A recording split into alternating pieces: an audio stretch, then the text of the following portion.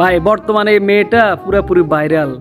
আপনারা জানেন ছাত্র আন্দোলনের টাইমে ওই মেয়েটা খুব অবদান রাখছিল আন্দোলন করার টাইমে, কিন্তু এখন সেনাবাহিনীর সাথে তর্ক জড়াইয়া দেখেন কি বলতে আছে। সেনাবাহিনী আসার পরে আমরা ঘুরে গেছি, আমি কি বোকাচোদা নাকি আমার কপালে বোকাচোদা লেখা আছে? আর্মি কেন থানায়? আর্মিকে থানা থেকে বের করো। আচ্ছা সবাই আছে এখানে বের হবে, পারলে রেপিস্টের বিচারের জন্য খুন হবো আজকে। উনি রেপে হোয়াট দা ফাক, পুলিশকে আবার বিশ্বাস করো সবথেকে বড় নোংরামি হইছে। আমি মনে করি বেশি বাড়াবাড়ি কিছুই ঠিক না, অতিরিক্ত বেশি হয়ে যাইতেছে না।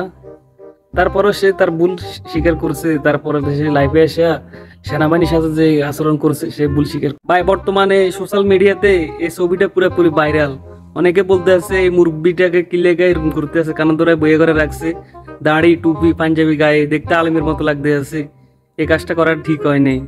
আপনারা এই ছবিটা দেখেন, যে সময় ছাত্র আন্দোলন চলছিল ওই টাইমে ছাত্রদের গুলি করেছিল হাতে পিস্তল। দেখেন এ কিন্তু আওয়ামী লীগ করে, এই কারণে এখন তারা পাবলিক দেখে তারা এখন উদ্বেস করাইতে আছে। আমি মনে করি এর তো অনেক কপাল ভালো, এর তো মাইরা পালায় নেই, পিঠে হাসপাতাল ফাটায় নেই, এর কপাল অনেক ভালো। এর বিরুদ্ধে ব্যবস্থা নিতে হবে দ্রুত।